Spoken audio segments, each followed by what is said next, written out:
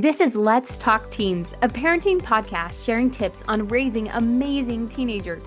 We are both certified life coaches that have worked with teenagers as coaches, mentors, and teachers. We are sharing what we have found to work best when dealing with teens and tough issues. This is Abbi and Cheree, Let's Talk Teens, episode 83, Maycember, making it through the last month of the school year, especially if you have a senior. Okay, this is such a real thing for everyone. I mean, didn't we used to think like December was the busiest month of the year, and now I think May competes Oh, very, very much with December, don't you think? yes, and I feel like May is more stressful. December is like, oh, I'm so excited and I have to buy presents. This is like graduation, pushing my child through the last little bit, sports, like it's just a lot. All the final recitals, all the final Hmm. papers, all everything, planning. And I think it's busy for the whole family, whether you have a senior or not, it's busy for everyone. But it's interesting, I think, to think about these seniors who, senioritis is a real thing too, and it's probably been going on for months, but especially those last few weeks of school, they know they're graduating. How much do they want to go to class? What do they want to do? They're with friends a lot. They're taking off from school. And I think we just need to think about that as a parent. Like, what is going to be your non-negotiable for your senior with school, like attending school? What are going to be your non-negotiables of things that you want them to do in May? And what are some things that it's really okay to let go of? Well, and I was talking to a senior last night, and I was like, "How are you feeling? Are you sad? Are you happy?" And she was like, "All of it." And she's like, it's really hard to just go to school right now." And I was like, "Yeah." Like, and I love that you're saying like there's some things we gotta like let go of our hold of. And maybe, we've been really good at getting our kid to school. And, it's really hard and kind of taking that step backwards in our mind, but maybe them showing up to every class right now, like, might not be our goal, right? Like, it might just be getting your Exactly. assignments in. So it's so normal. And this girl I was talking to, she is an all-star in every way. And so it's good to know that, hey, it's not just your kid, it's every kid does not want to go to Yes. school in May. And those poor teachers, I remember teaching in May and being like, it's okay. I'm just going to survive one day at a time. Exactly. And it would be weird. I mean, like, it really would be weird if it would actually not be just weird, probably be concerning if they were wanting to go every day and freaking out that they couldn't go to school. I mean, this is kind of a good prep for moving on, for them to not want to be there. There's some natural, normal things that are happening. And so I think as a parent, we need to just ask this, Kate, when I'm, having this conversation with my teen about going to class, or maybe it's other things that I want them to do and they're not wanting to do, I maybe want to just stop and ask myself, Kate, is this really going to matter even a month from now? Or 6 months from now or a year from now? I'd like to just ask, like, how really important is this? And that kind of helps me make my decision of how much fight I'm going to give it or how much energy I'm going to give it and how much I'm going to turn over to be like to my teenager to give them that opportunity to say, okay, I'm going to learn to navigate what's important and what's not and where I need to be and where it's not as important and the consequences, good or bad, that come with that. I think that's a vital skill to teach them. And I get right now, we're like, oh, this is so messy and like hard. Well, it's going to be that way up in college when they're like the last of their semester and they're like, do I push through and finish strong or do I not? Well, we figure some of that out here as a senior.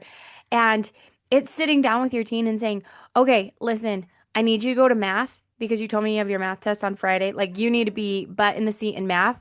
Or, hey, your history teacher, if you get one more absence, they say you get a U, right? Like, we sit down and we get strategic with them. And then being like, okay, yeah, your art class, you've everything's turned in. It seems like things are good. Like, yeah, if you have to skip a class, skip that class.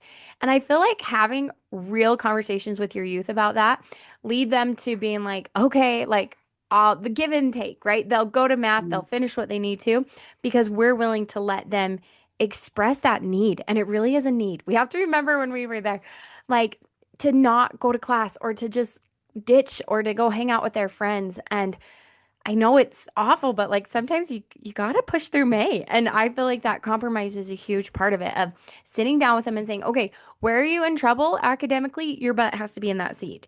Or where does that teacher's a big stickler and will get you in trouble versus, okay, and this is coming from a seminary teacher, but okay, like maybe I can miss seminary today, those kind of things. And learning to let go. And I love that. And I love how you were talking about posing that question. Okay, where do you need to be and where is it not going to matter as much? And that is turning those empowering questions or turning it over to the to your teen to like really think through what's important. And I think that's so good. My next one is just beware of the overhype and last. Like Mm, remember, I remember, especially with my oldest, when he was graduating from high school and we knew he was leaving soon. He was actually going to head to the Philippines for 2 years, really soon after he graduated. And so we were in this like, oh, this is his last. This is the last. This is his last. And he finally said to me one day, Mom, I'm not dying. I'm yes. not dying, right? And I think I'm like, oh, yep, you're right. And I think that's the just being really like aware of that overhype. Yes, this is an exciting time, but this is just ending a chapter, but starting a new one. And it's not, yes, there's some laughs, but there's also some beginnings on the other side, and there's some Yes. new adventures. And I think we just kind of overhype that. Ah, this is the last with the seniors, and also the overhype of just that last month, and just saying, okay, what am I overhyping? I remember even a time many years ago where December was overhyped for me, and I had to take a look at like where am I overhyping this and where can I come back so that it is actually more fun and it's not so stressful. And I think we have to do that in May too. Like, what are some overhyped things that maybe we could cut back on, scale back on, and not like put so much energy into? And what's really important that I enjoy and that I love and that my family loves and my teen loves. I remember being a senior and I was just kind of over it all. I was really excited for that next chapter of my life. And I just remember one of my friends, like, she would just like cry and cry and cry. And I remember as a teen being like, is something wrong with me that I'm not sad? Right? Or is Mm, something wrong with me that I'm not like, so concerned about all these things that maybe some of my friends were. And I just so appreciated that my parents were so just neutral about everything. They're like, no, you're fine.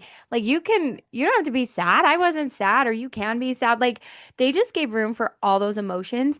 And I think when we overhype it, we're not giving room for them to like, be chill about graduating. We're not giving them room to be sad about it. We're not mm. giving them room to like just kind of navigate it because it is the weirdest. Like you almost feel like your world is ending as a teenager because Yeah, you it do. it is like 4 major years of your life are really going to end and a new chapter is going to start. So I love that of not overhyping because they're not dying. This is not, but also the Cheree, this is horrible of me. Tell me if you disagree.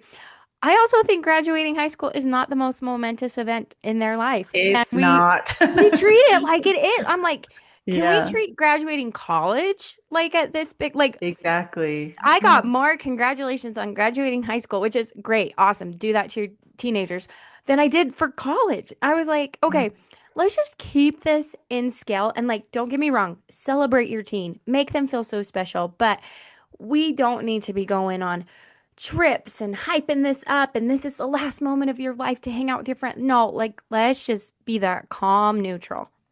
Okay, I think two more points here just to think about with this Maycember is I think it's really important to ask your teenagers, your seniors especially, what is important to them, not just what you think they want. Because I think that's again where we overhype it kind of goes along with that is what we think that they need or want. And I think it's saying, okay, what's important to you this month?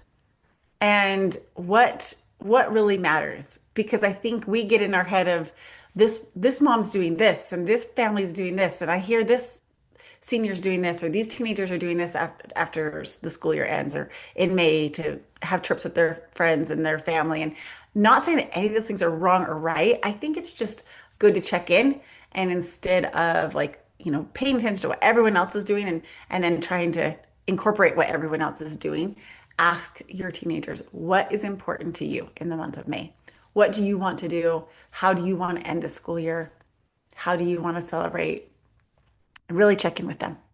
Their answers might surprise you. You might think, "Oh, they want to go to this big event." And they might say, "No, mom, like I really don't care about hitting that, right?"